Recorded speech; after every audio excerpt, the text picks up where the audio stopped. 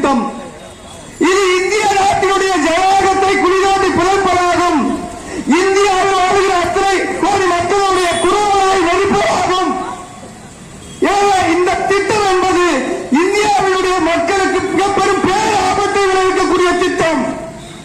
ஒருபோதும் இந்த திட்டத்தை அனுமதிக்க முடியாது என்று தமிழ் புலிகள் இன்றைக்கு மக்கள் மன்றத்திலே முழங்கிக் கொண்டிருக்கிறோம். எதிரான தலைமுறையுடைய அதிகாரம் என்பது எதிரான தலைமுறை இந்த மண்ணில் அடிமைகளாக வாழ்கின்ற நிலை உருவாகும். எதிரான தலைமுறையுடைய அதிகாரம் பறிக்கப்படும்.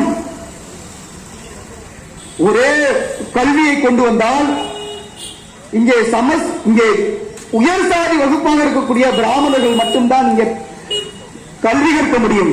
ஏற்கனவே அப்படித்தான் இருந்தது. பிரிட்டிஷ்காரன் வந்த பிறகுதான் மெக்காலே கல்வி என்கிற ஒரு மெக்காலே எஜுகேஷன் சிஸ்டத்தை கொண்டு வந்தார்கள். மெக்காலே கல்வி முறையை கொண்டு வந்தார்கள். அதுக்கு முன்பாக பார்ப்பனர்கள் மட்டும்தான் இங்கே படிக்க முடியும், பார்ப்பனர்கள் மட்டும்தான் இங்கே அதிகாரத்துக்கு செல்ல முடியும் என்கிற நிலை இருந்தது. இப்படி எல்லாவற்றையும் ஒற்றை தன்மையாக கொண்டு வர வேண்டும். இந்தியாவை ஒரு இந்து நாடாக கட்டமைக்க வேண்டும். இந்துக்கள் மட்டும்தான் இங்கே அதிகாரத்தில் இருக்க வேண்டும் என்பது இங்க இருக்கக்கூடிய மோடியினுடைய திட்டம், அமித்ஷாவுடைய திட்டம். ஒரு இந்து நாடாக ஒரு ராமர் ஆட்சியத்தை கட்டமைக்க வேண்டும்.